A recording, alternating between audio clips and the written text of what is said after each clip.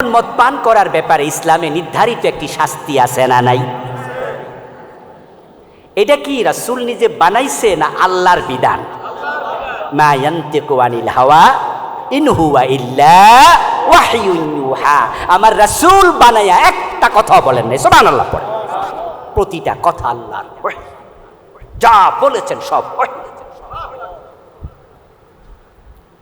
মদের বিধান কোরআনে সরাসরি নাই যে এত বেদ দাও, কিন্তু হাদিসে আছে। হাদিস ও ওহী, এটার নাম ওহীয়ে গায়রে মাতলুব, এটা ওহী। আল্লাহর হাবিবের বিধান মদ পান করলে বেত লাগাতে হবে। এ নিয়ে সাহাবাই কেরামের মাঝে দুরকম বক্তব্য পাওয়া যায়। কোন কোন সাহাবী বলেছেন 80 বেত, কোন কোন সাহাবী বলেছেন 40 বেত। প্রিয় নবী থেকে আসছে।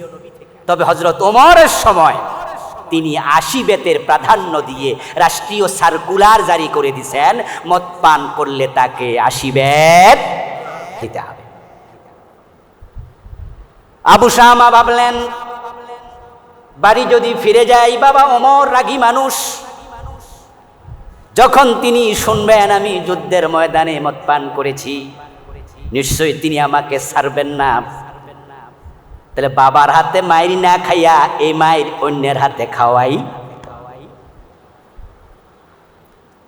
মদিনায় আর ফিরলেন না, তিনি চলে গেলেন আমর ইবনে আস রাদিয়াল্লাহু তাআলা আনহুর কাছে, যিনি মিশরের গভর্নর। রাসূলুল্লাহ সাহাবী আমর ইবনে আস গায়ের জামাটা খুলে দিয়ে বললেন, চাচা, অপরাধীর চেহারা নিয়ে বাবার সামনে মদিনায় হাজির হতে চাই না। আমি মদ পান করে ফেলেছি, বুঝিনি, তবে মানুষ তো দেখে ফেলেছে। তা আল্লাহ রাসূলের বিধান আপনি কার্যকর করে দিন। আমর ইবনে আস রাদিয়াল্লাহু তাআলা আনহু আবু শামাকে 80 বেত দিলেন। হাত পিঠে নিলেন, হাত পিঠে নিয়ে মদিনায় ফিরলেন। এর মাঝে ওমরের কান পর্যন্ত মেসেজ তো চলে গেল। হযরত ওমর আবু শামাকে দেখে প্রশ্ন করলেন, এই বেটা, যুদ্ধের মাঠে মদ পান করলি, কাজটা ভালো করলি নাকি? এদিকে আয়।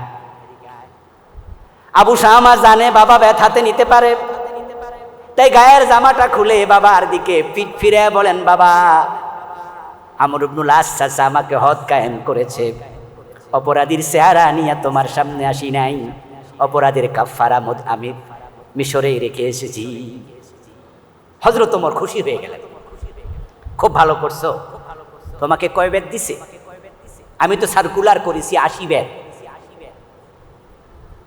আবু শামা বলে, বাবা, একটাও কম দেয় না, 80টাই দিছে। হযরত ওমর বললেন, একজন সাক্ষী লাগবে, আমি নিজের মনটাকে তৃপ্ত করতে চাই। আমার সার্কুলার আমার ছেলের ব্যাপারেও আমার গভর্নর ছাড় দেয়নি, পরিপূর্ণ কার্যকর করেছে, আমি আনন্দিত হয়েছি। তবে একজন সাক্ষী যদি তুমি উপস্থাপন করো। আবু শামা জবাব দেন, বাবা, সাক্ষী পাবো কই? চাচা আমর ইবনে আস যখন আমাকে বেত্রাঘাত করেন, উনি ঘরের দরজা লাগাইয়া তারপরে বেত্রাঘাত করেছে, সেখানে আমি এবং উনি ছাড়া আর কেউ ছিল না।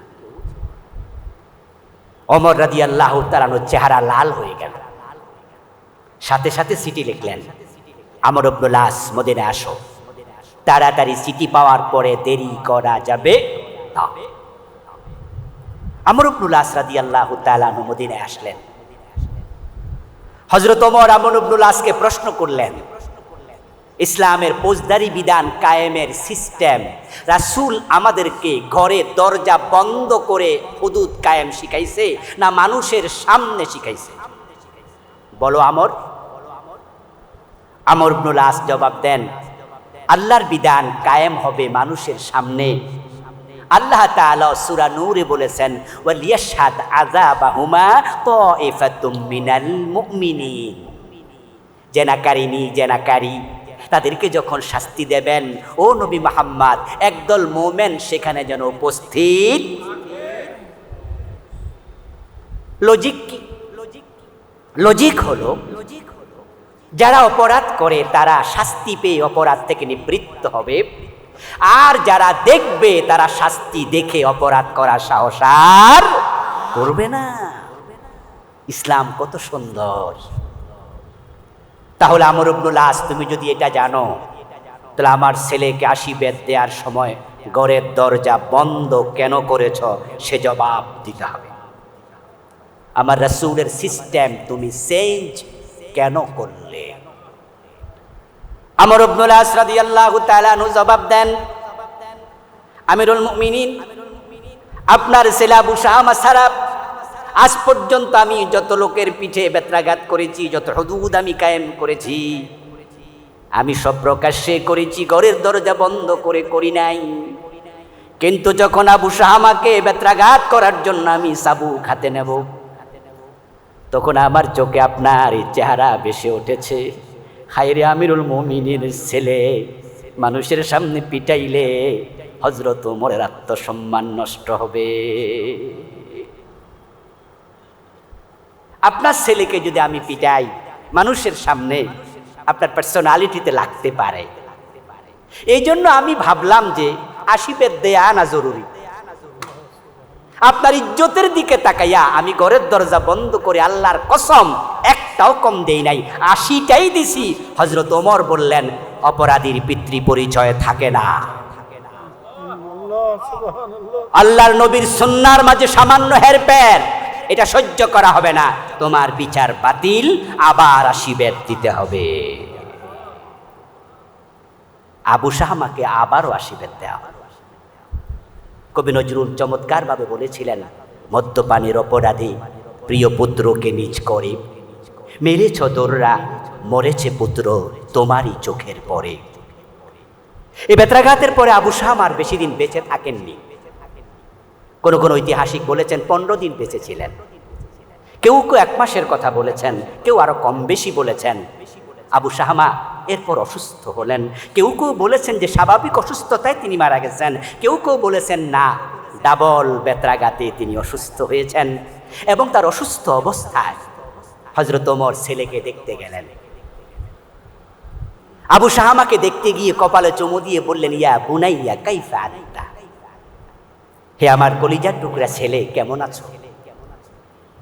তখন আবু শামা জবাব দেন, ইয়া আবাতি তাকতুলুনি, বাবা, আমার প্রিয় বাবা, আপনি জিজ্ঞাসা করছেন আমি কেমন আছি, অথচ আপনি তো আমাকে বাইরাইয়া পিটাইয়া আপনি আমাকে মেরে ফেলছেন।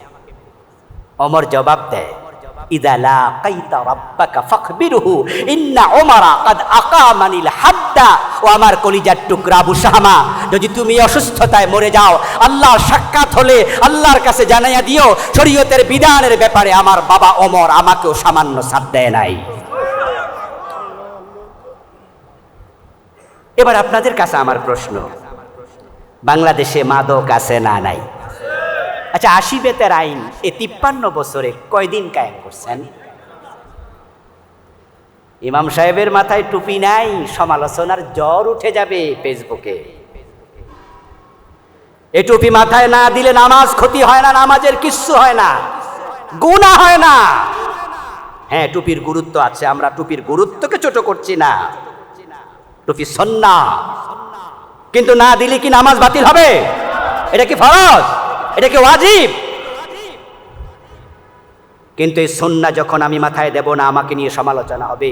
যেমন আজকের মাহফিলে যদি আমি সারাক্ষণ টুপি খুলে ওয়াজ করতাম, ফেসবুকে ছবি দিয়ে কালকে লেখা শুরু হইতো যে উনি কি ওয়াজ করলো, সুন্নাহই মানে না, অথচ এটা নফল, এটা নিয়ে জ্বর ওঠে। কি মদ পান করলে 80 বেত দেয়া, আর এত শক্ত বিধান 53 বছর বাংলাদেশে চলছে না, তা নিয়ে ফেসবুকে জ্বর ওঠে না।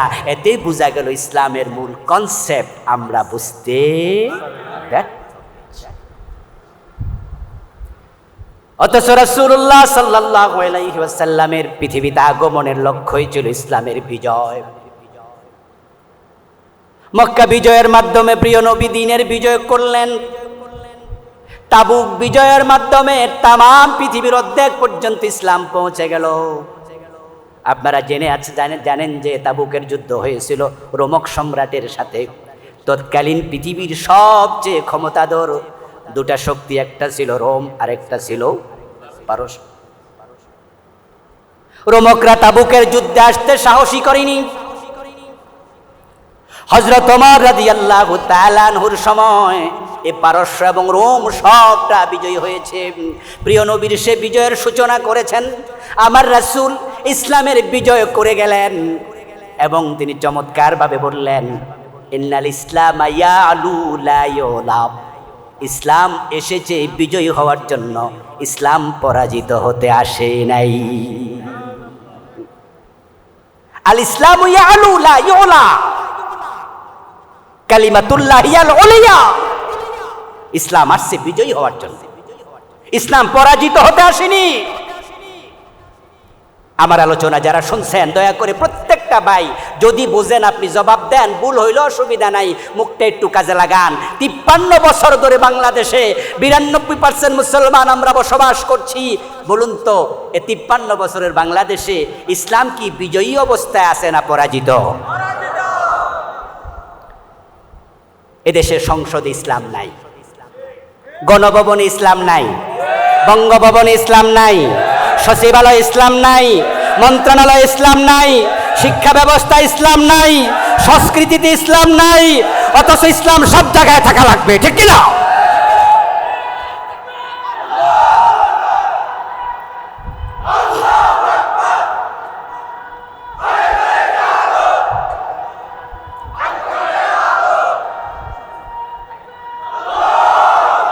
আমার প্রিয় ভাইয়েরা, আল্লাহর নবীকে আল্লাহ দুনিয়ায় পাঠিয়েছেন ইসলামের বিজয়ের জন্য। রাসূলুল্লাহ সাল্লাল্লাহু আলাইহি সাল্লামের জীবনের প্রধানতম লক্ষ্যই ছিল দ্বীনের বিজয় করা। এই কথাটা আল্লাহ তাআলা কোরআন মাজিদের 3টি সূরাতে বলেছেন।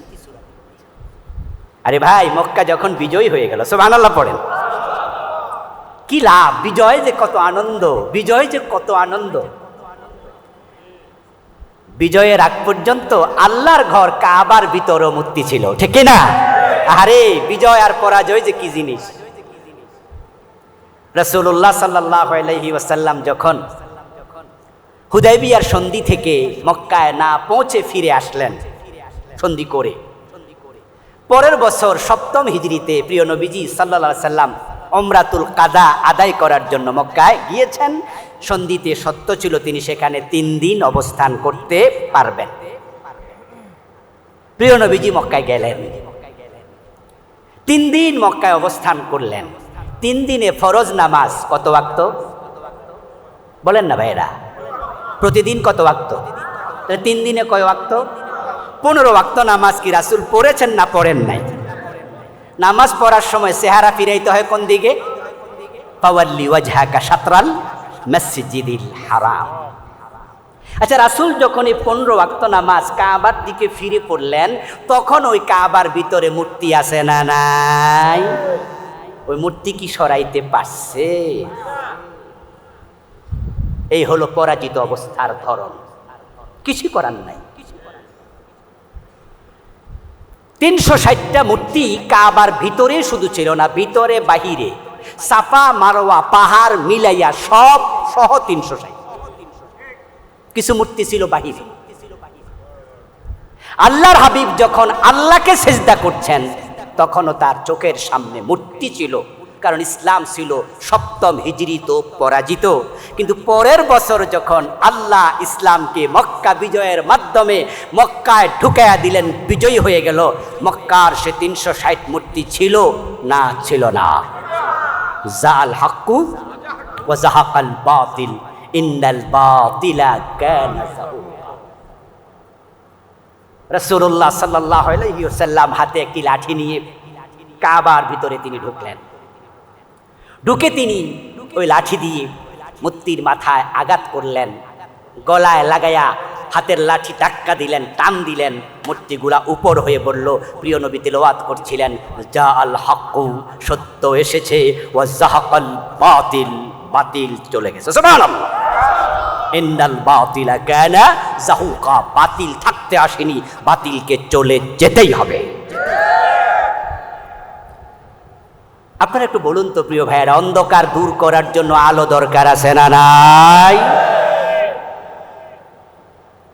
জাআলাজ জুলুমাতি ওয়ান নূর, কোরআনে আল্লাহ তাআলা বলেছে জাআলাজ জুলুমাতি ওয়ান নূর।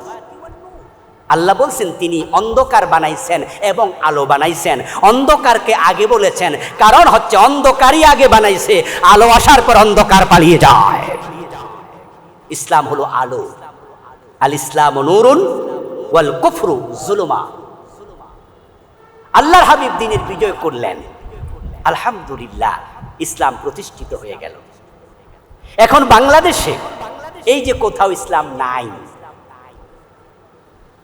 অনিসলাম ওনারা, ধর্মনিরপেক্ষতার ধ্বজাধারীরা, ইসলাম বিদ্বেষীরা, এই দেশের রাম এবং বামেরা যারা নিজেদেরকে ধর্মনিরপেক্ষতাবাদী বলছে, তারা আসলে ধর্মনিরপেক্ষতাবাদী না, বরং প্রত্যেকটাই ধর্ম বিদ্বেষী।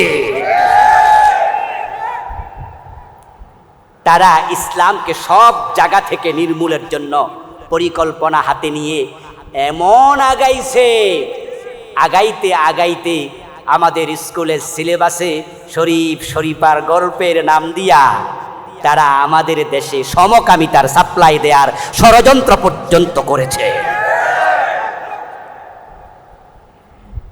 শিক্ষা ব্যবস্থা ইসলাম শেষ করে দিয়েছে। শিক্ষা ব্যবস্থা, নতুন গভর্নমেন্ট, বর্তমান অন্তর্বর্তীকালীন সরকার রাষ্ট্র আপনারা দেখেছেন, এসেই তারা আগের শিক্ষা কারিকুলামকে স্থগিত করেছে, পরিবর্তন শুরু করে দিয়েছে। কারণটা কি? কারণটা কি? এই গভর্নমেন্ট এসেই শিক্ষা ব্যবস্থায় কেন হাত দিয়েছে? কারণ এই দেশের শিক্ষা ব্যবস্থাকে এতটা ধ্বংস করেছে, এই শিক্ষা ব্যবস্থায় যে পড়ে বড় হবে বরং আস্তিক না হয়ে নাস্তিক হয়ে বেড়ে উঠবে।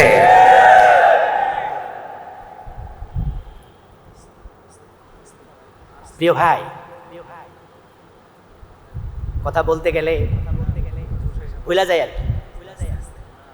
বলেছি শুরুতেই যে আগের প্লেবার দিতে পারবো না, আমরা আলোচনা কম করব। আমরা কনসেপ্ট নিয়ে বাড়ি যেতে চাই। ও তো হলো ফিসিলমে কাফা। আচ্ছা, এই অর্ডারটা কি আমার না আল্লাহর? আমরা কেউ বানাইয়া বলছি? তাহলে আপনি ইসলাম যে অর্ধেক ঢুকলেন, আপনি বলছেন যে আমি কোরআন মানি, তবে কোরআনেও সামান্য সামান্য ঝামেলা আছে, বেশি নাই, নাউজুবিল্লাহ। আর সহিহ হাদিসগুলা মানি। বক্তৃতা দিচ্ছে একজন নেতা, যে উনি বলছেন উনি সহিহ হাদিসগুলো মানেন, হাদিসে নাকি ঝামেলা আছে। আচ্ছা, হাদিসে ঝামেলা আছে, মাউদু আছে, জয়ীফ আছে, কোরআনেও নাকি সামান্য আছে, আস্তাগফিরুল্লাহ। অথচ লা রাইবা ফি, কোরআনে কোনো সন্দেহ। আচ্ছা, হয়তো উনি ভুলে বলেছে, মাফ করে দিলাম, স্লিপ অফ টাং। কিন্তু আমার বিনয়ের সাথে উনার কাছে এবং এই চিন্তা যারা লালন করছেন পুরা জাতির মাঝে, সবার কাছে আমার একটা প্রশ্ন, সহিহ হাদিস যদি মানেন, চোর ধরে হাত কারো, ডাকাত ধরে শুলে দাও, মদ পান করলে 80 বেত লাগাও, জেনা করলে পাথর মারো, কোরআন এবং সহিহ হাদিস এগুলো আছে না নাই? তো সহিহ হাদিস মানলে 53 বছরে এগুলো কই? জাতীয় মসজিদ বাইতুল মুকাররম কর্তৃক আয়োজিত আজকের এই চমৎকার আয়োজন, পবিত্র মিলাদুন নবী সাল্লাল্লাহু আলাইহি ওয়াসাল্লাম বারাকাতুহু লাগাতার প্রিয় নবী মুহাম্মদুর রাসূলুল্লাহ সাল্লাল্লাহু আলাইহি ওয়াসাল্লামের জীবন চরিত্রের উপরে আলোচনার আজকের এই পর্বের সম্মানিত সভাপতি মহতারাম জনাব আনিসুর রহমান খান সাহেব, আজকের এই প্রোগ্রামে পবিত্র কোরআন মাজিদ থেকে অত্যন্ত চমৎকারভাবে তেলাওয়াত উপস্থাপন করেছেন নন্দিত কারি, বিটিভি সহ অসংখ্য চ্যানেলে যিনি কোরআন মাজিদ তেলাওয়াত করেন। আমরা একই জেলার মানুষ, কুমিল্লার কৃতি সন্তান মহতারাম কারি মোহাম্মদ বেলাল হুসাইন, আল্লাহ ভাইয়ের কণ্ঠে আরো মধু ঢেলে দিন। ইসলামী সঙ্গীত নাতে রাসূল সাল্লাল্লাহু আলাইহি ওয়াসাল্লাম উপস্থাপন করে আমাদেরকে উজ্জীবিত করলেন, যার অনেক গুণ। শুধুমাত্র তিনি সঙ্গীত শিল্পী নন, তিনি গীতিকার, সুরকার এবং ইসলামী আলোচক, নন্দিত মুফাসসির, আমার অত্যন্ত শ্রদ্ধেয় বড় ভাই মোহতারাম আল্লামা খন্দকার মাহবুবুল হক হাফেজাহুল্লাহ। আল্লাহ তাআলা ভাইকে সুস্থ সুন্দর লম্বা হায়াত দান করুন।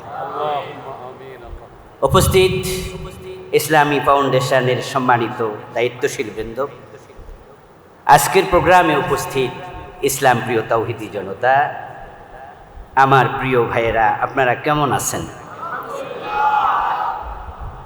আপনারা ভালো আছেন জেনে ভালো লাগলো। আমি অসুস্থ ছিলাম, দীর্ঘ 4 দিন হাসপাতালে থেকে আজকেই মূলত রিলিজ পেলাম।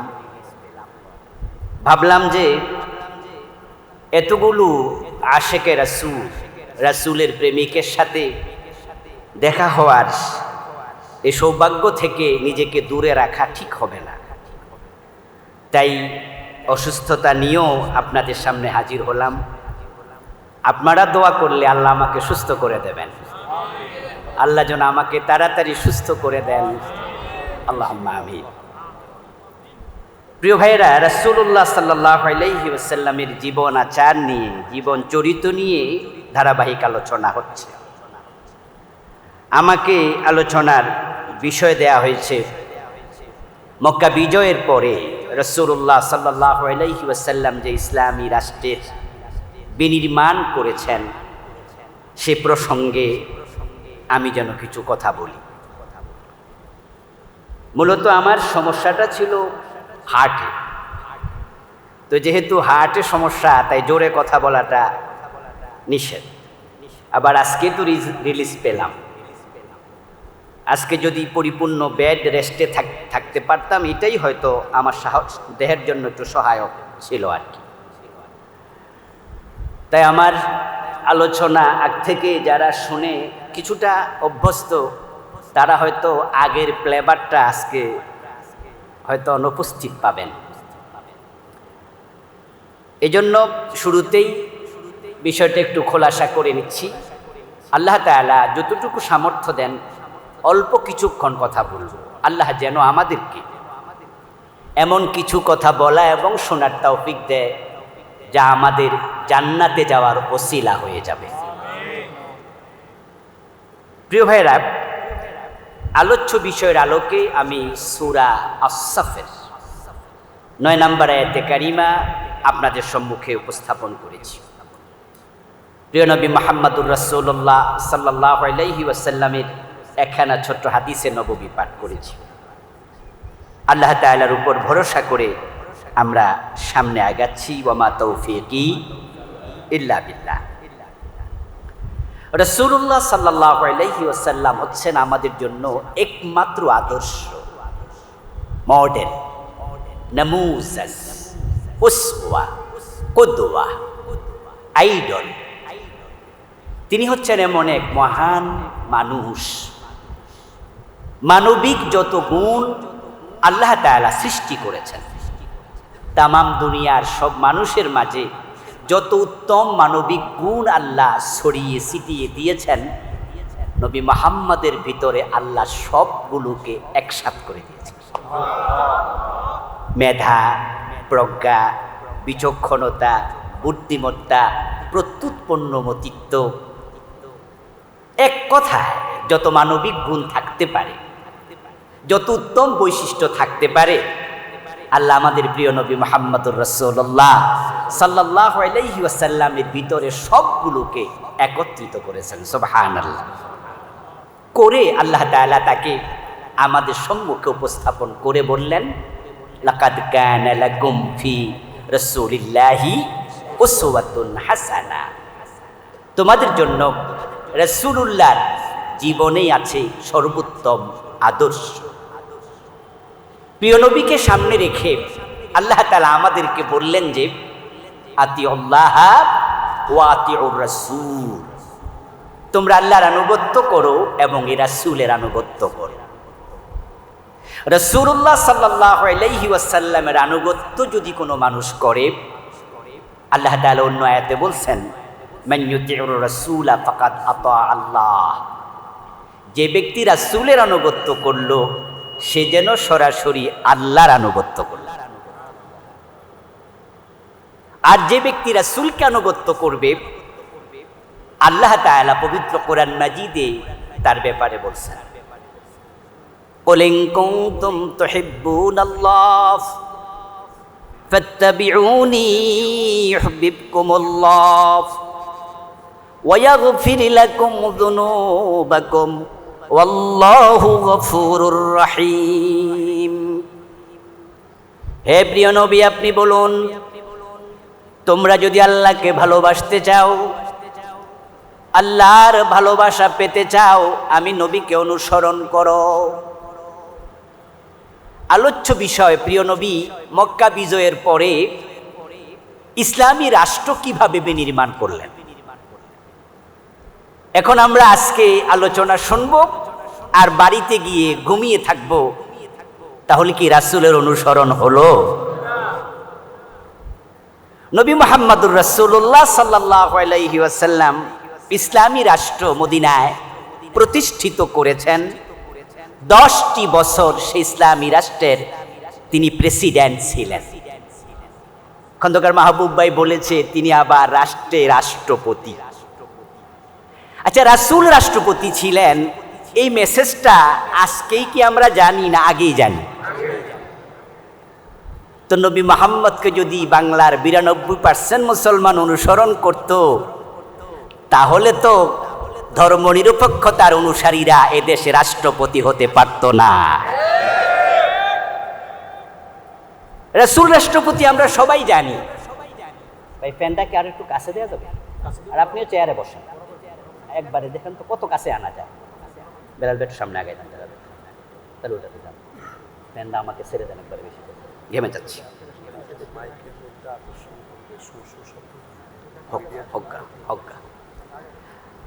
রাসূলুল্লাহ সাল্লাল্লাহু আলাইহি ওয়াসাল্লাম প্রেসিডেন্ট ছিলেন। বাংলাদেশের লোকেরা এটা আগেই জানে। মক্কা বিজয়ের পরে তিনি একটি ইসলামী রাষ্ট্রকে পরিপূর্ণতা দিয়েছেন। এই ওয়াজ আবুল কালাম আজাদ আজকে করবে আর আপনারা জানবেন। ব্যাপারটা কি তা? এটা সবাই জানে। প্রবলেম হলো এক জায়গায়, আমরা জানি কিন্তু অনুসরণ করি না। রাসূলুল্লাহ সাল্লাল্লাহু আলাইহি ওয়াসাল্লাম একাই রাষ্ট্রপ্রধান ছিলেন না। উনি ইন্তেকাল করার পরে উনি ইন্তেকাল করলেন সোমবারে। আপনারা জানেন যে উনাকে দাফন করা হয়েছে মঙ্গলবার দিবাগত রাতে তথা বুধবারে। সূর্য যখন ডুবে যায় তখন কিন্তু নতুন দিবসের আগমন ঘটে। আল্লাহর হাবিব সাল্লাল্লাহু আলাইহি ওয়াসাল্লাম ইন্তেকাল করলেন সোমবার। সোমবারে সাহাবায়ে কেরাম উনাকে দাফন করলেন না। অথচ প্রিয় নবী সাল্লাল্লাহু আলাইহি ওয়াসাল্লামের কথা ছিল, বক্তৃতা ছিল, নির্দেশনা ছিল, 3টি কাজ তোমরা দেরি করো না। একটা হলো কোনো বিবাহের উপযুক্ত মেয়ের যদি যোগ্য পাত্র পাওয়া যায়, বিয়ে দিতে দেরি করা যাবে না। যখন কোনো মানুষ মারা যায় তাকে দাফন করতে দেরি করো না। রাসূলুল্লাহ বলছেন যদি সে ভালো মানুষ হয় তাহলে তাকে তার উত্তম জায়গায় পৌঁছিয়ে দাও, আর যদি লোকটা খারাপ হয় কাঁধ থেকে বোঝা নামিয়ে দাও। দুজনে যখন ঝগড়া হয় তখন তাদের মাঝে মিলমিশ করে দিতে দেরি করো না। যে নবী সাহাবাদেরকে যেই কথা বলতেন সাহাবারা সেটাই মানত, এক চুল হেরফের করতেন না। তারা প্রিয় নবীকে কবর দিতে দেরি করলেন, সোমবারে কবর দিলেন না। মঙ্গলবার পুরাটা দিন চলে গেল, কবর দিলেন না। দিবাগত রাতে, তাও মধ্যরাতিতে, মা আয়েশা থেকে বর্ণিত হাদিসে পাওয়া যায়, তিনি বলছেন এশারের নামাজের পরে আমরা আল্লাহর হাবিবকে মাটি দেয়ার আওয়াজ শুনে বুঝছি উনাকে দাফন করা হচ্ছে। সাহাবায়ে কেরাম রাসূলের কথা দেরি করো না কবরস্থ করতে, এটা তারা আমল করেননি। কেন? কারণ প্রিয় নবী সাল্লাল্লাহু আলাইহি ওয়াসাল্লাম ইন্তেকালের সময় ওনার পরবর্তী প্রেসিডেন্ট খলিফা নির্ধারণ করে যাননি। সাহাবায়ে কেরামের কাছে প্রিয় নবীকে দাফন করার চেয়েও পরবর্তী খলিফা নির্ধারণ করার গুরুত্বটা বেশি ছিল। সোমবার পুরাটা দিন তারা কে পরবর্তী প্রেসিডেন্ট খলিফা হবে তা নিয়ে আলোচনা করতে করতে পুরা সোমবার শেষ হয়ে গেল। আল্লাহর হাবিবের পরে আবু বকর সিদ্দিক রাদিয়াল্লাহু তাআলা আনহু খলিফা হলেন, রাষ্ট্রপতি। আবু বকরের পরে হযরত ওমর, ফারুক আজম ওমর রাদিয়াল্লাহু তাআলা আনহুর পরে হযরত উসমান, ওসমানের পরে হযরত আলী। 30 বছর 4 খলিফা। তারা মসজিদেরও ইমাম ছিলেন, রাষ্ট্রেরও প্রধান ছিলেন। রাসূলুল্লাহ নিজে রাষ্ট্রপতি, 4 খলিফা রাষ্ট্রপতি। কিন্তু মুসলমানরা রাসূলের ইসলামী রাষ্ট্র, 4 খলিফার ইসলামী রাষ্ট্রের ইতিহাস জানে, কিন্তু অনুসরণ করতে রাজি হয় নাই। না হওয়ার কারণে 53 বছরের বাংলাদেশে ইসলামী শাসন কায়েম হয় নাই।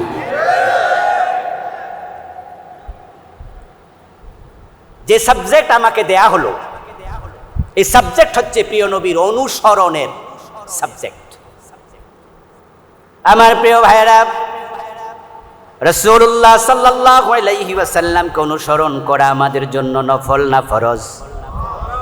ফরজে কিফায়া না ফরজে আইন? আল্লাহর হাবিব সাল্লাল্লাহু আলাইহি ওয়াসাল্লামকে অনুসরণ না করলে উম্মত হওয়া যাবে না। আল্লাহর জান্নাত পাওয়া এবং না পাওয়া ডিপেন্ড করবে, নির্ভর করবে রাসূলুল্লাহর আনুগত্যের উপরেই। قال النبي صلى الله عليه وسلم من أحب سنتي فقد أحبني ومن أحبني كان معي في الجنة।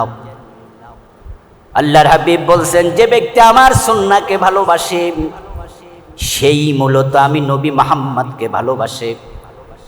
আর যে আমার সুন্নাহকে জীবনে ধারণ করে ভালোবেসে জীবন কাটাবে, কানা মাই ফিল জান্নাহ, সে আমি নবীর সাথে আল্লাহর জান্নাতে ঢুকবে। আমরা তো আল্লাহর জান্নাতে সবাই যেতে চাই, ঠিক না? এই যে আয়োজন আল্লাহর জান্নাত পাওয়ার জন্যই। আল্লাহর জান্নাতে যেতে হলে প্রিয় নবীকে অনুসরণ করা আবশ্যক, এটা ফরজ। قال النبي صلى الله عليه وسلم كل امتي يدخلون الجنة। প্রিয় নবীজি বলেন, আমার সব উম্মত জান্নাতে যাবে, ইল্লা মান আবা, তবে যে অস্বীকারী সে জান্নাত পাবে না।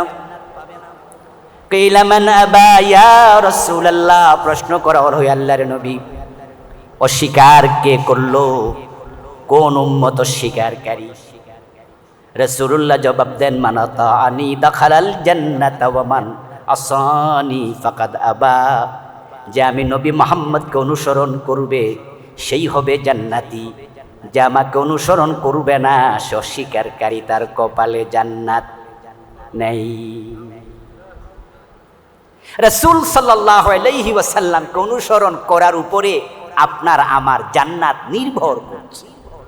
অনুসরণ করবেন জান্নাত, অনুসরণ করবেন না জান্নাত মিলবে না। দাবি করলেই হবে না আমি উম্মত, দাবি করলেই হবে না আমি আহলে সুন্নাত আল জামাতের লোক, দাবি করলেই হবে না আমি আশিকে রাসূল, দাবি করলেই হবে না আমি সুন্নি। এগুলো দাবি করার বিষয় নয়, রাসূলকে অনুসরণ করে বাস্তব জীবনে এগুলো দেখানোর বিষয়।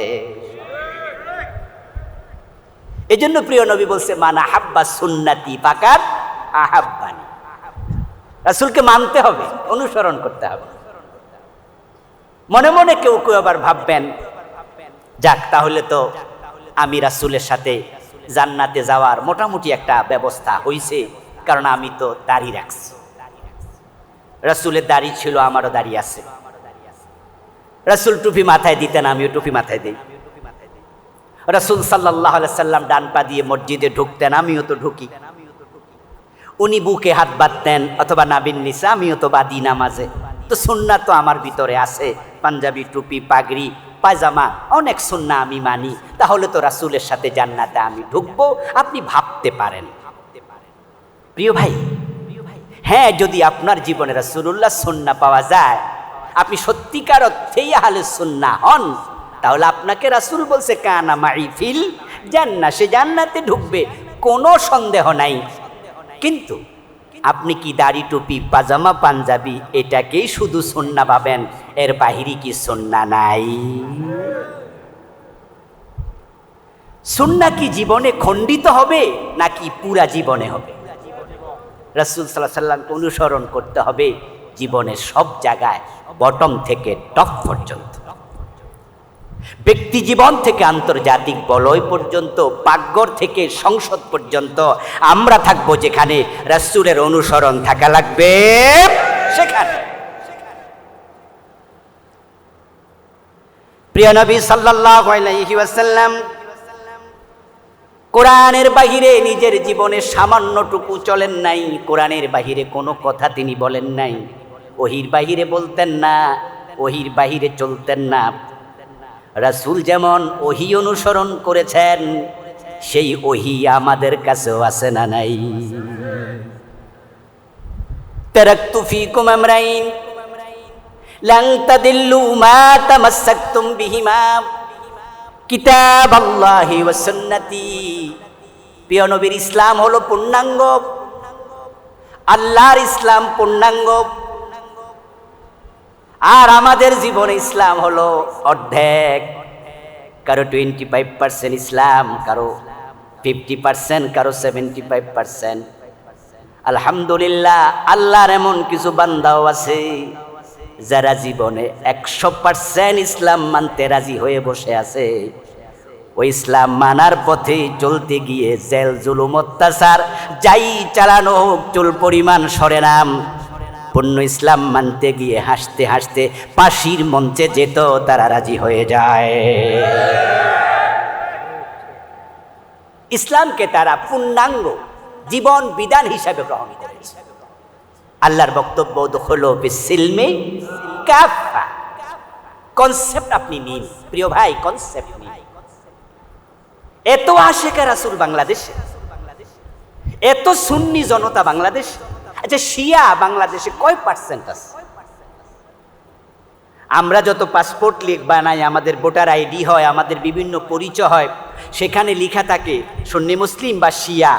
আমরা যে সুন্নির গড়ে দাগ দেই, আমার মনে হয় বাংলাদেশে শিয়ার পার্সেন্টেজ 1 হবে না, 1% হবে না, হয়তো 0 তারপরে হবে। এত মানুষ সুন্নি, তাহলে এই দেশ আল্লাহর ওহী দিয়ে কেন চলে না? এতে বোঝা গেল পুরা জীবনে ওহী মানতে সুন্নিরাই রাজি হয় নাই। তারা খণ্ডিত ইসলাম পেয়ে খুশি, অথচ আল্লাহর বক্তব্য দুখুলু ফিস-সিলমি কাফা, ইসলামে পুরা ঢোক। ইসলামী রাষ্ট্র রাসূল মক্কা বিজয়ের পরেই প্রতিষ্ঠিত করেছেন, ব্যাপারটি তা নয়। মক্কার বিজয়ের পরে তিনি পূর্ণতা দিয়েছেন। মূলত ইসলামী রাষ্ট্রের গোড়া পত্তন হয় হিজরতের পর থেকে। সুবহানাল্লাহ পড়েন। মক্কা বিজয়ের পরে তো কোরআনের আয়াত নাজিল হয়েছে অল্প কয়টা। মক্কা বিজয়ের আগেই তো কোরআনের অধিকাংশ নাজিল হয়ে গেছে। অধিকাংশ ফৌজদারি বিধান মক্কা বিজয়ের আগে এসেছে। রাসূল সাল্লাল্লাহু আলাইহি ওয়াসাল্লামের জীবনে যত জিহাদ ছিল 27টিতে তিনি সেনাপতি ছিলেন। মক্কা বিজয়ের পরে জিহাদ হয়েছে মাত্র 2টা, হুনাইন এবং তাবুক। বাকি মক্কা বিজয় সহ 25টা তো আগেই হয়ে গেছে। আল্লাহর হাবিব মদিনা হিজরত করার পরেই তো পৃথিবীর প্রথম লিখিত সংবিধান, দি চার্টার অফ মদিনা, ইসলামের প্রথম লিখিত কনস্টিটিউশন তিনি লিখেন হিজরতের পরপর। আউস, খাজরাজ, বনু নজির, বনু কোরাইজা, বনু কায়নুকা সব মানুষকে সাথে নিয়ে তিনি মদিনা একটি শান্তিপূর্ণ রাষ্ট্র প্রতিষ্ঠিত করলেন। হিজরতের পর মক্কা বিজয়ের পরে মক্কা সহ টোটাল আরব অঞ্চলে ইসলামকে পূর্ণতা দিয়েছেন। ইসলামী রাষ্ট্র কেন এস্টাবলিশ করা লাগলো? কারণ হচ্ছে কোরআন যদি পরিপূর্ণ কায়েম করতে চান, ইসলামী রাষ্ট্র কায়েম না করলে পূর্ণ কোরআন কায়েম করা যাবে না। কারণ কোরআন মাজিদের এমন কিছু বিধান আছে যেগুলো ইসলামী রাষ্ট্রের সাথে ডিরেক্ট সম্পৃক্ত। যেমন আপনারা যারা এখানে আছেন সবাই তো বুদ্ধিমান মানুষ, বলুন তো চোর ধরে হাত কাটা এই বিধানটা আল্লাহর কোরআনে আছে না নাই? চোর ধরে হাত কাটা রাষ্ট্রের জন্য এটা নফল না ফরজ? ফরজ। এই 52 বছর বা 53 বছরের বাংলাদেশে এই ফরজ বিধানটা কি আমরা একদিন কায়েম করতে পেরেছি? কারণ ইসলামী রাষ্ট্রের অনুপস্থিতি। অথচ শুনুন, রাসূলুল্লাহ সাল্লাল্লাহু আলাইহি ওয়াসাল্লামের সময় একজন মহিলা চোর ধরা পড়ল। আল্লাহর হাবিব বললেন তার হাত কেটে দাও। ওই মহিলা ছিল বিবাহিতা, সম্ভ্রান্ত বংশের নারী। রাসূল সাল্লাল্লাহু আলাইহি ওয়াসাল্লামের পালক পুত্র হযরত যায়েদ, ওনার ছেলের নাম ছিল ওসামা। আল্লাহর হাবিব তাকে খুব বেশি মহব্বত করতেন। হযরত ওসামা ইবনে যায়েদ রাদিয়াল্লাহু তাআলা আনহু অন্যান্য সাহাবার পরামর্শের আলোকে প্রিয় নবীর কাছে গিয়ে বললেন, ইয়া রাসূলুল্লাহ, এই মহিলার হাত না কেটে অন্য কোনো শাস্তি দেয়া যায় কিনা, একটু বিবেচনা করুন। হযরত ওসামার পরামর্শ শুনে প্রিয় নবীজি সাল্লাল্লাহু আলাইহি ওয়াসাল্লাম রেগে গেলেন, ওনার চেহারা লাল হয়ে গেল। সাহাবাদেরকে ডেকে তিনি একটি ভাষণ দিলেন, খুতবা দিলেন। ওই খুতবার মাঝে প্রিয় নবীজি বলছেন, আমার সাহাবারা, ওই মহিলা নয়, আমার মেয়ে ফাতেমা যদি চুরি করত, আমি নবী মুহাম্মদ ফাতেমার হাতটাও কেটেই।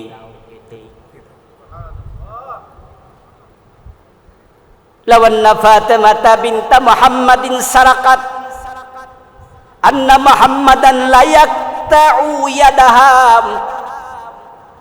এই মহিলা নয়, যদি মুহাম্মাদের মেয়ে ফাতেমা চুরি করে আমি ফাতেমার হাতও কেটেই দেব। কারণটা কি? কারণ হলো চোর ধরে হাত কাটার বিধানটা দিয়েছেন কে? আল্লাহর বিধান মানা আমাদের জন্য নফল না ফরজ? আল্লাহর বিধান না মানলে আখেরাতে জবাবদিহিতার সম্ভাবনা আছে না নাই?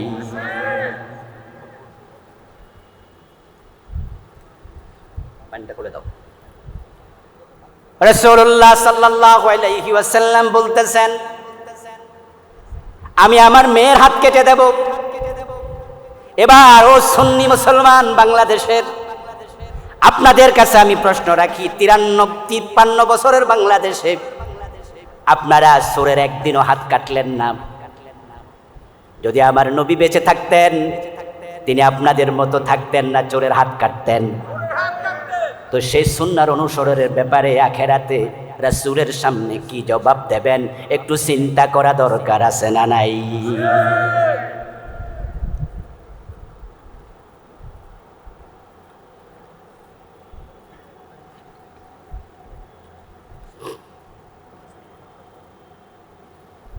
আজকে আমার ওয়াজ শুনবেন,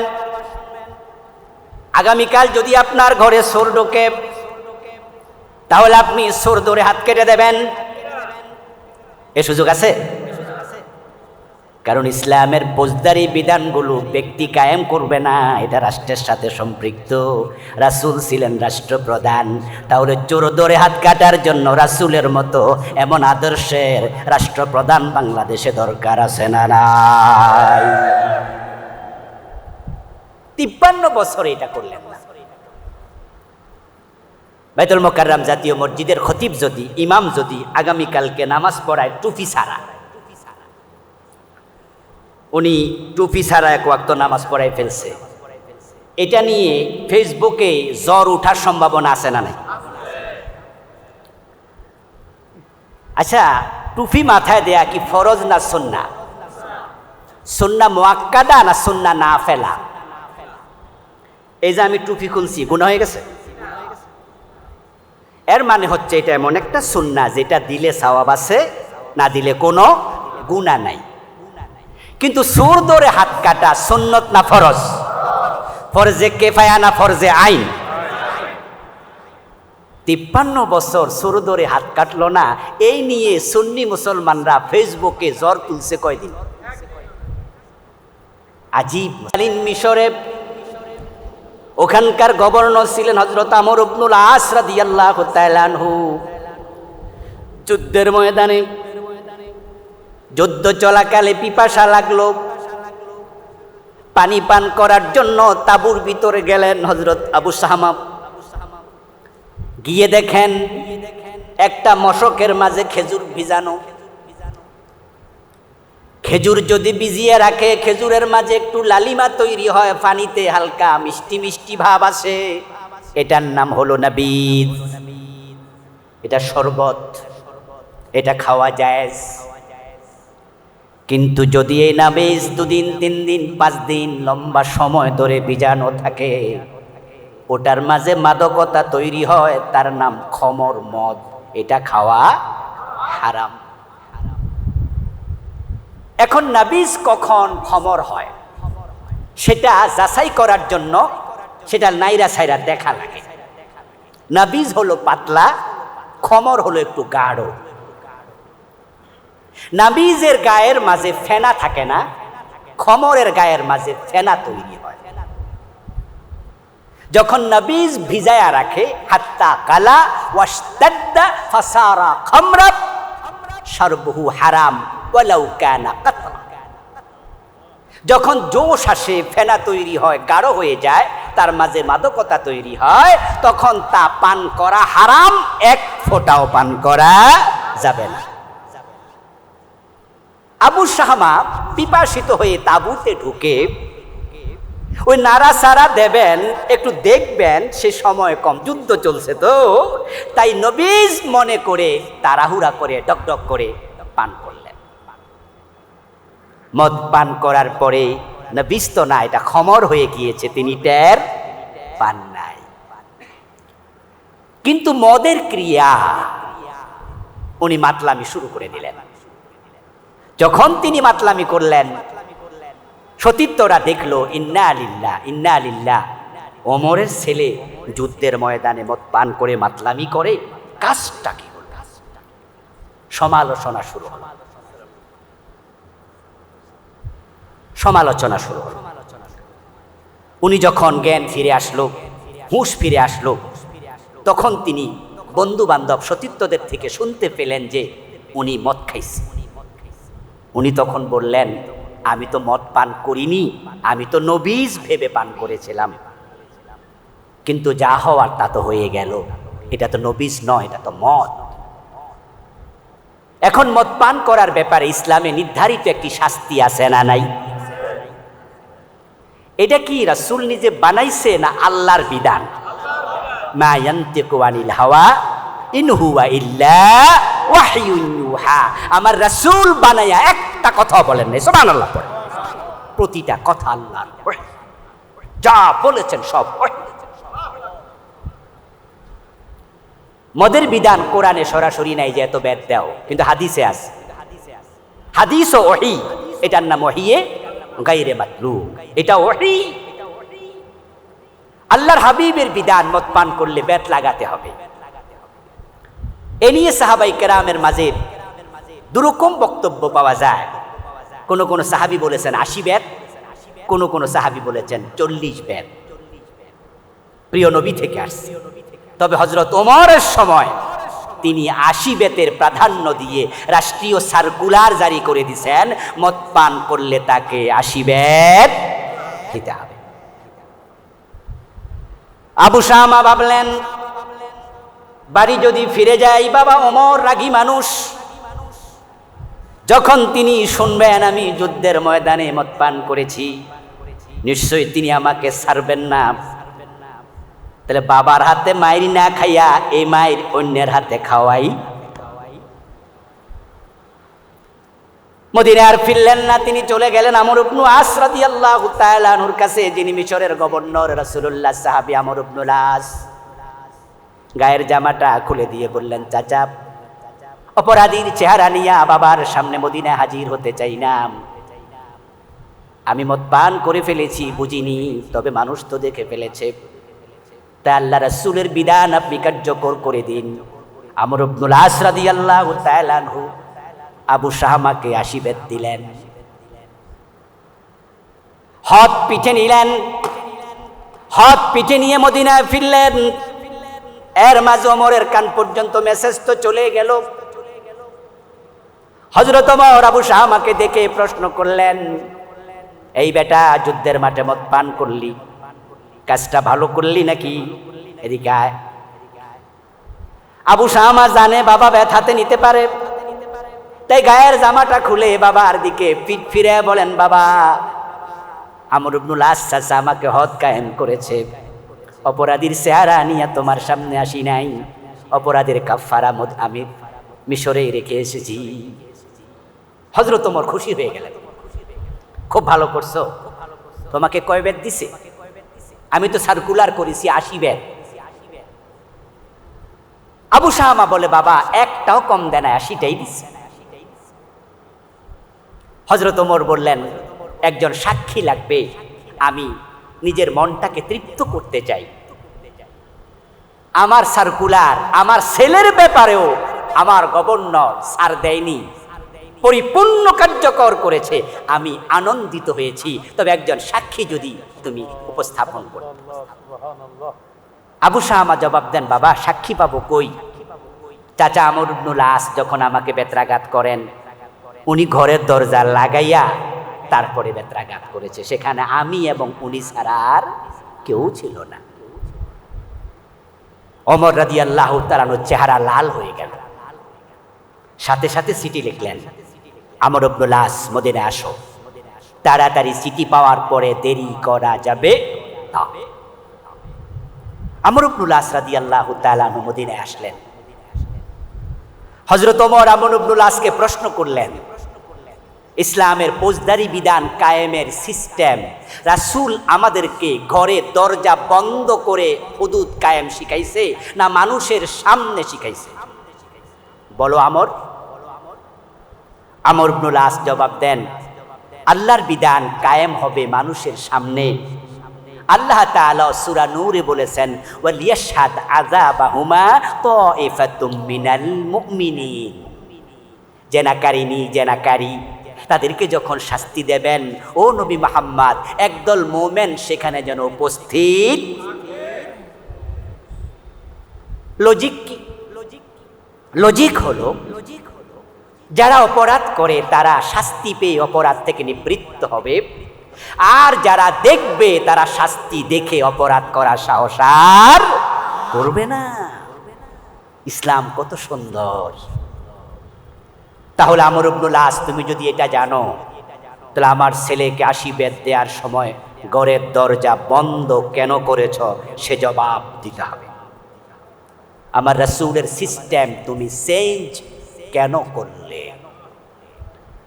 আমর ইবনুল আস রাদিয়াল্লাহু তাআলা আনহু জবাব দেন, আমিরুল মুমিনিন, আপনার ছেলে আবু শাহমা ছাড়া আজ পর্যন্ত আমি যত লোকের পিঠে বেত্রাঘাত করেছি, যত হুদুদ আমি কায়েম করেছি, আমি সব প্রকাশ্যে করেছি, ঘরের দরজা বন্ধ করে করি নাই।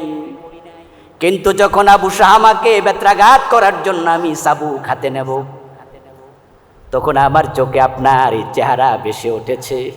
হায়রে আমিরুল মুমিনিনের ছেলে মানুষের সামনে পিটাইলে হযরত ওমরের আত্মসম্মান নষ্ট হবে। আপনার ছেলেকে যদি আমি পিটাই মানুষের সামনে, আপনার পার্সোনালিটিতে লাগতে পারে। এই জন্য আমি ভাবলাম যে 80 বেত দেয়া না জরুরি। আপনার ইজ্জতের দিকে তাকাইয়া আমি ঘরের দরজা বন্ধ করে আল্লাহর কসম একটাও কম দেই নাই, 80টাই দিছি। হযরত ওমর বললেন, অপরাধীর পিতৃ পরিচয় থাকে না। আল্লাহর নবীর সুন্নাহর মাঝে সামান্য হেরফের, এটা সহ্য করা হবে না, তোমার বিচার বাতিল, আবার 80 বেত দিতে হবে। আবু শাহমাকে আবারও 80 বেত দেওয়া হলো। কবি নজরুল চমৎকার ভাবে বলেছিলেন, মদ্যপানের অপরাধী প্রিয় পুত্রকে নিজ করে মেরেছ দোররা, মরেছে পুত্র তোমারই চোখের পরে। এই বেত্রাঘাতের পরে আবু শামা আর বেশি দিন বেঁচে থাকেননি। কোন কোন ঐতিহাসিক বলেছেন 15 দিন বেঁচে ছিলেন, কেউ কেউ 1 মাসের কথা বলেছেন, কেউ আরো কম বেশি বলেছেন। আবু শামা এরপর অসুস্থ হলেন। কেউ কেউ বলেছেন যে স্বাভাবিক অসুস্থতায় তিনি মারা গেছেন, কেউ কেউ বলেছেন না, ডাবল বেত্রাঘাতে তিনি অসুস্থ হয়েছেন। এবং তার অসুস্থ অবস্থায় হযরত ওমর ছেলেকে দেখতে গেলেন। আবু শামাকে দেখতে গিয়ে কপালে চুমু দিয়ে বললেন, ইয়া বুনাইয়া কাইফা আনতা, হে আমার কলিজার টুকরা ছেলে, কেমন আছো? তখন আবু শামা জবাব দেন, ইয়া আবাতি তাকতুলুনি, বাবা, আমার প্রিয় বাবা, আপনি জিজ্ঞাসা করছেন আমি কেমন আছি, অথচ আপনি তো আমাকে বাইরাইয়া পিটাইয়া আপনি আমাকে মেরে ফেলছেন। ওমর জবাব দেয়, ইযা লাকাইতা রাব্বাকা ফাখবিরহু ইন্না ওমরা কাদ আকামানিল হাদ্দা। ও আমার কলিজার টুকরা আবু শামা, যদি তুমি অসুস্থতায় মরে যাও, আল্লাহর সাক্ষাৎ হলে আল্লাহর কাছে জানাইয়া দিও, শরীয়তের বিধানের ব্যাপারে আমার বাবা ওমর আমাকেও সামান্য সাথ দেয় নাই। এবার আপনাদের কাছে আমার প্রশ্ন, বাংলাদেশে মাদক আছে না নাই? আচ্ছা, 80 বেতের আইন এই 53 বছরে কয়দিন কায়েম করছেন? ইমাম সাহেবের মাথায় টুপি নাই, সমালোচনার জ্বর উঠে যাবে ফেসবুকে। এই টুপি মাথায় না দিলে নামাজ ক্ষতি হয় না, নামাজের কিচ্ছু হয় না, গুনাহ হয় না। হ্যাঁ, টুপির গুরুত্ব আছে, আমরা টুপির গুরুত্বকে ছোট করছি না, টুপি সুন্নাহ, কিন্তু না দিলে কি নামাজ বাতিল হবে? এটা কি ফরজ? এটা কি ওয়াজিব? কিন্তু এই সুন্নাহ যখন আমি মাথায় দেব না, আমাকে নিয়ে সমালোচনা হবে। যেমন আজকের মাহফিলে যদি আমি সারাক্ষণ টুপি খুলে ওয়াজ করতাম, ফেসবুকে ছবি দিয়ে কালকে লেখা শুরু হইতো যে উনি কি ওয়াজ করলো, সুন্নাই মানে না, অথচ এটা নফল, এটা নিয়ে জ্বর ওঠে। কি মদ পান করলে 80 বেত দেয়া, আর এত শক্ত বিধান 53 বছর বাংলাদেশে চলছে না, তা নিয়ে ফেসবুকে জ্বর ওঠে না। এতে বোঝা গেল ইসলামের মূল কনসেপ্ট আমরা বুঝতে ব্যর্থ। অথচ রাসূলুল্লাহ সাল্লাল্লাহু আলাইহি ওয়াসাল্লামের পৃথিবীতে আগমনের লক্ষ্যই ছিল ইসলামের বিজয়। মক্কা বিজয়ের মাধ্যমে প্রিয় নবী দ্বীনের বিজয় করলেন। তাবুক বিজয়ের মাধ্যমে তামাম পৃথিবীর অর্ধেক পর্যন্ত ইসলাম পৌঁছে গেল। আপনারা জানেন যে তাবুকের যুদ্ধ হয়েছিল রোমক সম্রাটের সাথে। তৎকালীন পৃথিবীর সবচেয়ে ক্ষমতাধর 2টা শক্তি, একটা ছিল রোম আর একটা ছিল পারস্য। রোমকরা তাবুকের যুদ্ধে আসতে সাহসী করেনি। হযরত ওমর রাদিয়াল্লাহু তাআলা আনহুর সময় এই পারস্য এবং রোম সবটা বিজয়ী হয়েছে। প্রিয় নবীর সে বিজয়ের সূচনা করেছেন আমার রাসূল, ইসলামের বিজয় করে গেলেন এবং তিনি চমৎকারভাবে বললেন, ইন্নাল ইসলাম ইয়ালু লা ইউলাব, ইসলাম এসেছে বিজয়ী হওয়ার জন্য, ইসলাম পরাজিত হতে আসে নাই। আল ইসলামু ইয়ালু লা ইউলা, কালিমাতুল্লাহ হিয়াল উলিয়া। ইসলাম আসছে বিজয়ী হওয়ার জন্য, ইসলাম পরাজিত হতে আসেনি। আমার আলোচনা যারা শুনছেন, দয়া করে প্রত্যেকটা ভাই যদি বুঝেন আপনি জবাব দেন, ভুল হইল অসুবিধা নাই, মুখটা একটু কাজে লাগান। 53 বছর ধরে বাংলাদেশে 92% মুসলমান আমরা বসবাস করছি। বলুন তো, এই 53 বছরের বাংলাদেশে ইসলাম কি বিজয়ী অবস্থায় আছে না পরাজিত? এদেশের সংসদে ইসলাম নাই, গণভবনে ইসলাম নাই, বঙ্গভবনে ইসলাম নাই, সচিবালয় ইসলাম নাই, মন্ত্রণালয় ইসলাম নাই, শিক্ষা ব্যবস্থা ইসলাম নাই, সংস্কৃতিতে ইসলাম নাই, অথচ ইসলাম সব জায়গায় থাকা লাগবে, ঠিক কিনা?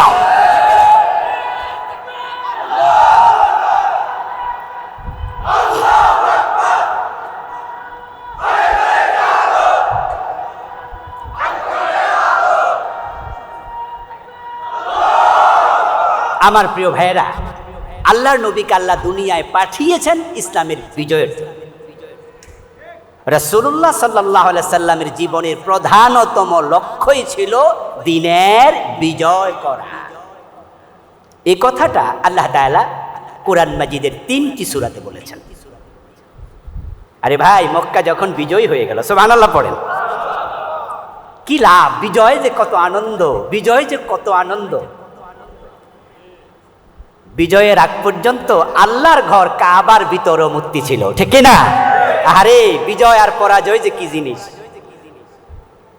রাসূলুল্লাহ সাল্লাল্লাহু আলাইহি ওয়াসাল্লাম যখন হুদায়বিয়ার সন্ধি থেকে মক্কায় না পৌঁছে ফিরে আসলেন সন্ধি করে, পরের বছর 7ম হিজরিতে প্রিয় নবীজি সাল্লাল্লাহু আলাইহি সাল্লাম উমরাতুল কাদা আদায় করার জন্য মক্কায় গিয়েছেন।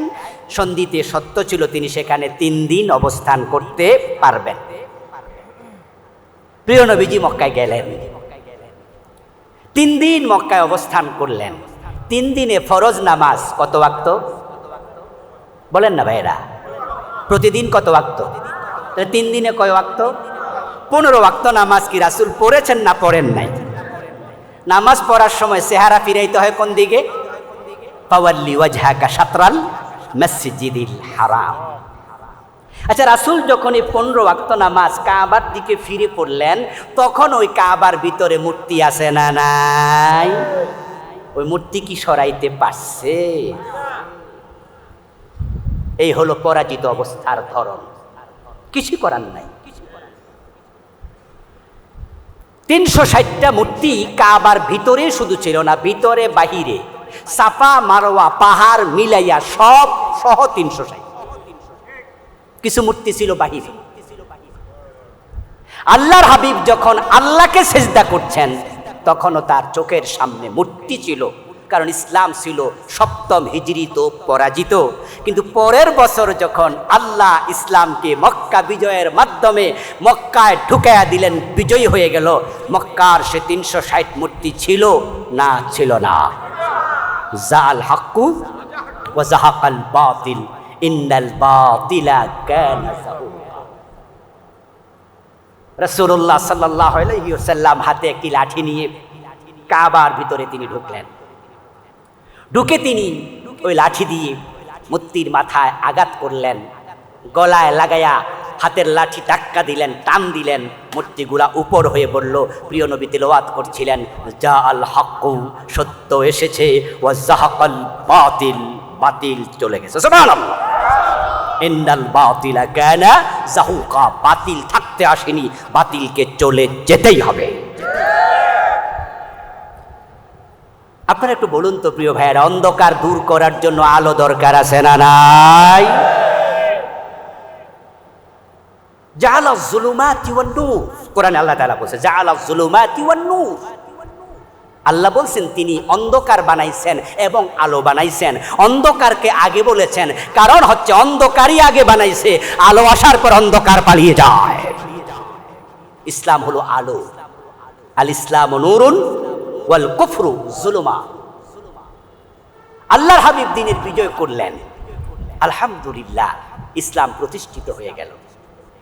এখন বাংলাদেশে এই যে কোথাও ইসলাম নাই,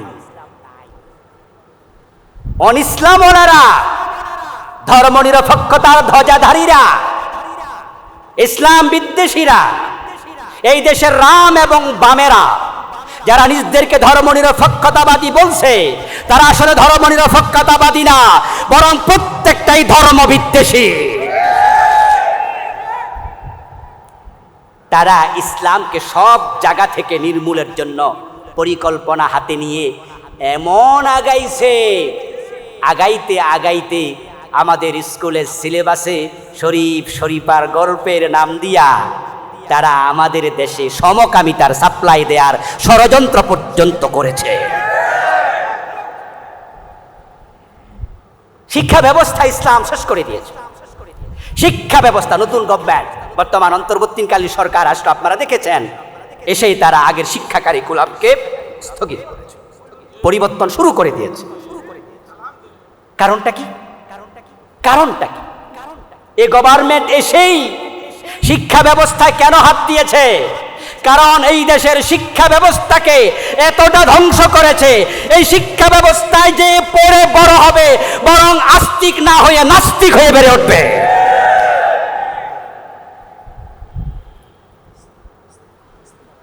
প্রিয় ভাই, কথা বলতে গেলে ভুলা যায় আর কি। বলেছি শুরুতেই যে আগের প্লেবার দিতে পারবো না, আমরা আলোচনাও কম করব। আমরা কনসেপ্ট নিয়ে বাড়ি যেতে চাই। ওদখুলু ফিস-সিলমে কাফা। আচ্ছা, এই অর্ডারটা কি আমার না আল্লাহর? আমরা কেউ বানাইয়া বলছি? তাহলে আপনি ইসলাম যে অর্ধেক ঢুকলেন, আপনি বলছেন যে আমি কোরআন মানি, তবে কোরআনেও সামান্য সামান্য ঝামেলা আছে, বেশি নাই, নাউজুবিল্লাহ। আর সহিহ হাদিসগুলা মানি। বক্তৃতা দিচ্ছে একজন নেতা, যে উনি বলছেন উনি সহিহ হাদিসগুলো মানেন। হাদিসে নাকি ঝামেলা আছে। আচ্ছা, হাদিসে ঝামেলা আছে, মাউদু আছে, জয়ীফ আছে, কোরআনেও নাকি সামান্য আছে। আস্তাগফিরুল্লাহ। অথচ লা রাইবা ফি, কোরআনে কোনো সন্দেহ। আচ্ছা, হয়তো উনি ভুলে বলেছে, মাফ করে দিলাম, স্লিপ অফ টাং।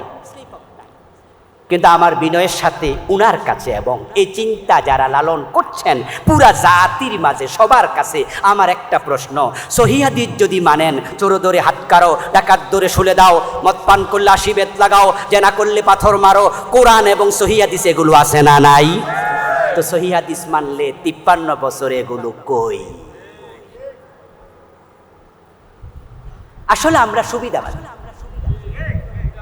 আমরা ইসলাম মানি ততক্ষণ, সুবিধা আছে যতক্ষণ। মসজিদে ঢুকবেন ডান পা দিয়ে, কারো আপত্তি নেই। বাম পা দিয়ে বের হবেন, কারো আপত্তি নেই। ইসলাম আপনি মানছেন আংশিক, টুপিদারি পাজামা পাঞ্জাবি, কোন আপত্তি নেই। কিন্তু যখনই পূর্ণাঙ্গ ইসলামের কথা ওঠে, তখন চালাক মানুষেরা বোঝে একটু ঝামেলা আছে। মসজিদ আল্লাহর আইনে চলুক, কোনো অসুবিধা নাই, কিন্তু রাষ্ট্র যদি আল্লাহর আইনে চলে তাহলে তো আমার সিনেমা হলটা থাকবে। আচ্ছা, আপনারাই বলুন তো, জুমার দিন সিনেমা হলের মালিক যারা, তারা কি মসজিদে যায় না? তো ওরা যখন ওয়াজ শোনে মসজিদ আল্লাহর আইনে চলিতেই হইবে, তখন তারাও কয় জি। যখন বলে দেশটাও, তখন কয়, কারণ তার সিনেমা হলে ঝামেলা হবে। মসজিদ আল্লাহর আইনে চলবে, জি। দেশ আল্লাহর আইনে চলবে, তখন যারা সুদী ব্যাংকের মালিক আছে তারা ভাবে আল্লাহর আইন রাষ্ট্রে কায়েম হলে তো সুদী ব্যাংক আর থাকবে না, তখন তার মুখ বেজার হয়ে যায়। প্রিয় ভাইয়েরা আমার, অথচ আল্লাহর বিধান হচ্ছে যে আপনি থাকবেন যেখানে আল্লাহর আইন থাকতেই হবে। আলা লাহুল খালকু ওয়াল আমর, সাবধান, সৃষ্টিজাত, আইন চলবে। প্রিয় নবীজিকে আল্লাহ তাআলা পাঠালেন কেন? তিনি কোরআন মাজিদের 3টি সূরাতে বলেছেন। সূরা সাফ আয়াত নাম্বার 9, সূরাতুল ফাতহ আয়াত নাম্বার 27, সূরাতুত তাওবা আয়াত নাম্বার 33। 3টি সূরাতে ভিন্ন 3টি আয়াতে আল্লাহ তাআলা একই কথা 3 বার বলেছেন। হুয়াল্লাযী আরসালা রাসূলাহু বিল হুদা ওয়া দীনিল হাক্কি লিইয়ুযহিরাহু আলাদ দীনি কুল্লিহি। তিনি আল্লাহ, যিনি তার রাসূলকে কোরআন এবং ইসলাম নিয়ে পাঠিয়েছেন। উদ্দেশ্য হলো তিনি মানুষের যত মতবাদ আছে, মন গড়া বিধান আছে, আইন আছে, আদিয়ানে বাতেলা আছে, সবগুলোর উপরে আমার নবী ইসলামকে বিজয় করে দেবেন।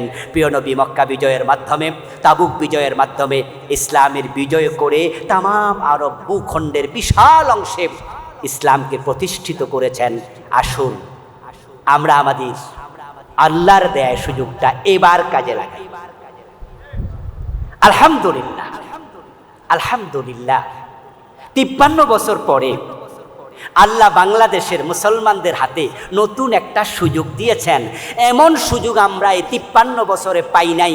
আপনারাই বলুন তো, বর্তমান অন্তর্বর্তীকালীন সরকার যদি সিদ্ধান্ত নেয় গণভোট দিয়া নতুন সংবিধান লিখবে, সে সুযোগও আছে না নাই? এই সুযোগ এই 53 বছরে আমরা দ্বিতীয়বার আর 72-তে সংবিধান লেখা হয়েছে, দেশ স্বাধীন হওয়ার পরের বছর। তারপর থেকে সংবিধান প্রয়োজনে বিভিন্ন ধারা উপধারা পরিবর্তন হয়েছে, কিন্তু সম্পূর্ণটা বাতিল করে দিয়ে নতুন করে লেখার কথা কোনো গভর্নমেন্ট ভাবতে পারে নাই। কিন্তু বর্তমান সরকার চাইলে সরাসরি আল্লাহর কোরআন থেকে সংবিধান ঘোষণা দিতে পারে। সে সুযোগ আছে, আল্লাহর দেয়া সুযোগ। 53 বছর যারা দেশ চালালো, তারা যদি আল্লাহর কোরআন দিয়ে চালাতো তাহলে তাদের ব্যাপারে আমাদের কোনো অভিযোগ ছিল না। আমাদের এই আলোচনা কি তাদের সাথে শত্রুতার কারণে না আল্লাহর আইনের বিধানের কারণে? আল্লাহর কিছু বিধানকে তারা এই দেশে বাস্তবায়িত হতে দেয়নি। কোরআন এখানে পরিচালিত, তারা হয়ে গেছে পরিচালক। কোরআন এখানে শাসিত, তারা হয়ে গেছে শাসক। কোরআন এখানে পরাজিত, তারা ছিল বিজয়ী। কিন্তু আল্লাহর কোরআন পরিচালিত হতে আসেনি, পরিচালক হতে এসেছে। শাসিত হতে আসেনি, শাসক হতে এসেছে। পরাজিত হতে আসেনি, বিজয়ী হতে এসেছে। আল্লাহর দেয়া সুযোগ কাজে লাগাইয়া আগামী বছর অথবা তার পরের বছর নতুন যে নির্বাচন হবে, আলেম ওলামা ইসলাম ওলামা একমত হয়ে যাও, কোরআন বিজয়ী হয়ে যাবে।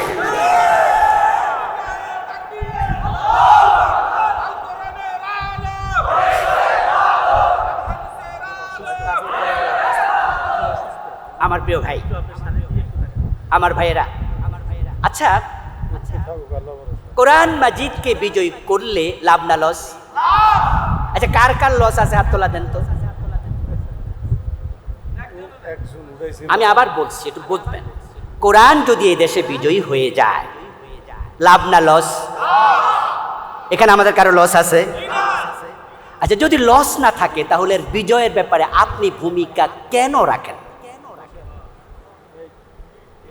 আচ্ছা আপনারা একটু বলুন তো, কোরআন যদি এই দেশে কায়েম হয়, রাষ্ট্রীয় সম্পদ কি লুট হবে না আমানত হেফাজত হবে? চুরি ডাকাতি চলবে না বন্ধ হবে? অনাচার ব্যভিচার চলবে না বন্ধ হবে? রাতের আধারে গভীর রজনীতে সুন্দরী নারী তার গলায় স্বর্ণের নেকলেস পরে বাবার বাড়ি থেকে শ্বশুর বাড়ি একা একা যাবে, রাস্তায় আল্লাহ ছাড়া কারো অন্তরে আর অন্য কোনো ভয় থাকবে? আল্লাহর বিধান এত চমৎকার। আপনার লক্ষ টাকা আপনার মানিব্যাগে, আপনার হাতে থাকবে, বুক পকেটে, মানুষ দেখবে 1000 টাকার নোট আপনার পকেটে, ভয় থাকবে না। অফিসে যাওয়ার পরে কেউ আপনার ফাইল আটকাইয়া ঘোষ চাইবে না। আপনাকে সুদ দেয়া লাগবে না। ইসলামী রাষ্ট্র, কল্যাণ রাষ্ট্র প্রতিষ্ঠা যখন করবে, কর্জে হাসানার সিস্টেম চালু হয়ে যাবে। আপনার প্রয়োজন কর্জে হাসানা পাবেন। আমরা দেখেছি ইসলাম বিজয়ের পরে কি হয়েছিল। যে জাহিলিয়াতের যুগে বাবা নিজের মেয়েটাকে নিজ হাতে কবর দিত, মানুষ মানুষের সাথে হানাহানি কাটাকাটি কথায় কথায় লিপ্ত হতো। ওই দেশে দেখি হযরত ওমরের জামানায় গাছতলায় অদ্য দুনিয়ার সম্রাট ওমর ঘুমায়া থাকে, বডিগার্ডের প্রয়োজন হয় নাই। যে দেশের মানুষ না খেয়ে থাকতো 2 দিন 3 দিন, কত সাহাবা পেটের মাঝে পাথর বেঁধেছে এমন হাদিসও। কিন্তু ওমর ফারুকের জামানায় আমরা দেখেছি জাকাত বিভাগের কর্মচারী কাদের মাঝে জাকাতের টাকা নিয়ে হাঁটে, জাকাত খাওয়ার লোক নাই। এজন্য আসুন প্রিয় ভাইয়েরা, এবার আল্লাহর দেয়া সুযোগটা কাজে লাগাতে হবে। আলেম ওলামারা ভেদাভেদ ভুলে ঐক্যবদ্ধ হওয়া লাগবে, ঠিক আছে? জাতীয় মসজিদ বাইতুল মুকাররমের এই বারাকাপূর্ণ ঈদ মিলাদুন নবী সাল্লাল্লাহু আলাইহি সাল্লামের এই পবিত্র মঞ্চ থেকে তামাম দেশের আলেমদের প্রতি আমি আহ্বান জানাচ্ছি, আমরা ভেদাভেদ ভুলে যাব। ছোট ছোট মাসালা নিয়ে আমরা আর বিভেদ করব না। সব মুসলমান কালেমার ভিত্তিতে এক হয়ে যাব। আলেমরা যদি এক হয়ে যায়, জালেমরা মাথা তুলে দাঁড়াতে পারবে না। আলেমরা যদি এবার এক হয়ে যেতে পারে, এমন গণজোয়ার ইসলামের পক্ষে উঠবে যেটা আমরা কল্পনাও করতে। কারণ ধর্মনিরপেক্ষতার রাজনীতি 53 বছর মানুষ দেখেছে। আমরা আগাতে পারলে আগামী 5 বছর ইসলাম দেখতে চায় মানুষ। আল্লাহ তুমি তৌফিক দান করো, বলেন আমিন।